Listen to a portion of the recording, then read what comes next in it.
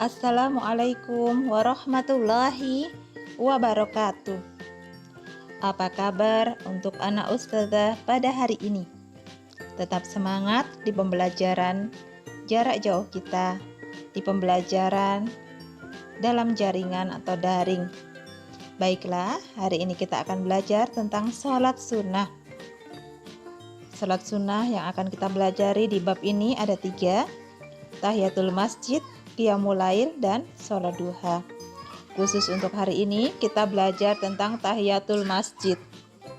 Baiklah, kita awali pembelajaran kita dengan sama-sama membaca Bismillahirrahmanirrahim. Tujuan pembelajaran pada hari ini melaksanakan sholat sunnah tahiyatul masjid dengan tata cara yang benar.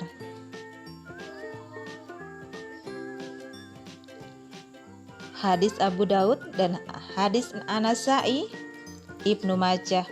Suatu hari Ammar bin Yasir mendengar Rasulullah Shallallahu Alaihi Wasallam menyebutkan bahwa seseorang terkadang hanya mendapatkan setengah dari pahala sholatnya, 1/3, 1/4, atau 1/5-nya. Bahkan ada yang hanya mendapatkan 1/10 saja dari pahala sholatnya. Banyak sebab yang membuat seseorang hanya sedikit mendapatkan pahala dari ibadah sholatnya. Pada salat fardu adalah ibadah yang pertama kali akan dihisab kelak di hari kiamat. Jika sempurna, ibadah-ibadah lain akan dianggap sempurna. Jika tidak, Allah akan melihat sholat sunnahnya. Jika sholat sunnahnya bisa menutupi kekurangan-kekurangan sholat fardunya, sholat fardunya itu akan dinilai sempurna. Oleh sebab itu, sholat sunnah merupakan ibadah yang sangat penting karena kita tidak tahu apakah sholat-sholat fardu kita ditunaikan dengan sempurna atau tidak. Itu sebabnya kita mengetahui dan melaksanakan sholat sunnah dengan baik dan benar. Sholat at-tahiyatul masjid. Tahiyatul masjid adalah sholat sunnah 2 rakaat yang dilaksanakan ketika seseorang memasuki masjid sebagai bentuk penghormatan pada masjid. Hukum sholat tahiyatul masjid. Hukum sholat tahiyatul masjid adalah sunnah muakkad. Artinya, sholat sunnah yang sangat dianjurkan Nabi Muhammad SAW, meskipun tidak sampai pada tingkat wajib. Karena itu Rasulullah selalu membiasakan sholat sunnah ini. Dalam hadis Bukhari Muslim yang artinya, jika salah seorang di antara kalian memasuki masjid, hendaklah ia ruku atau sholat sebanyak 2 rakaat sebelum duduk. Sholat tahiyatul masjid dilakukan ketika seseorang memasuki masjid, baik siang maupun malam.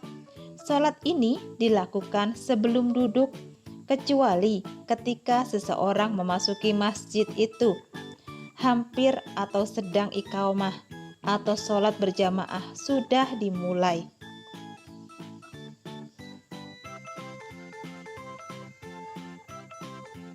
Hikmah sholat tahiyatul masjid.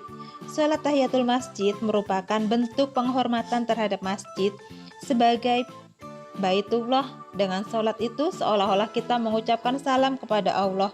Miriplah seperti mengucapkan salam ketika hendak masuk ke dalam rumah atau mengucapkan salam ketika bertemu dengan seorang muslim. Tata sholat tahiyatul masjid. Tahiyatul masjid dilaksanakan ketika masuk masjid sebelum duduk dan boleh dilaksanakan kapan saja. Yang kedua, jika masuk masjid ketika azan sedang dikumandangkan, hendaklah menjawab azan terlebih dahulu sebelum salat tahiyatul masjid. Jika masuk masjid ketika khatib sedang menyampaikan khutbah Jumat, sholat tahiyatul masjid harus tetap dilaksanakan, tetapi dengan rakaat yang pendek. Diriwayatkan ada seorang laki-laki memasuki masjid ketika Nabi Muhammad sedang menyampaikan khutbah Jumat. Beliau bertanya, "Hai Fulan, apakah engkau sholat tahiyatul masjid?" Dia menjawab, "Belum." Nabi bersabda, "Bangunlah dan sholatlah 2 rakaat." Bukhari Muslim. Sholat sunnah sebelum melaksanakan sholat fardu qobliyah bisa menggantikan tahiyatul masjid. Artinya, jika memasuki masjid, ketika masuk waktu sholat baginya cukup sholat sunnah qobliyah. Begitu pula ketika iqomah dikumandangkan, tidak perlu lagi melaksanakan sholat tahiyatul masjid. Demikian materi dari Ustazah pada hari ini tentang sholat sunnah tahiyatul masjid. Jadi, anak Ustazah diharapkan setelah mendapatkan materi ini, setiap kita memasuki masjid, yang pertama kita lakukan adalah setelah berwudu, maka sholatlah tahiyatul masjid sebagai penghormatan masjid sebagai Baitullah. Baik, demikian dari Ustazah. Kurang lebihnya mohon maaf. Ustazah akhiri, Assalamualaikum warahmatullahi wabarakatuh.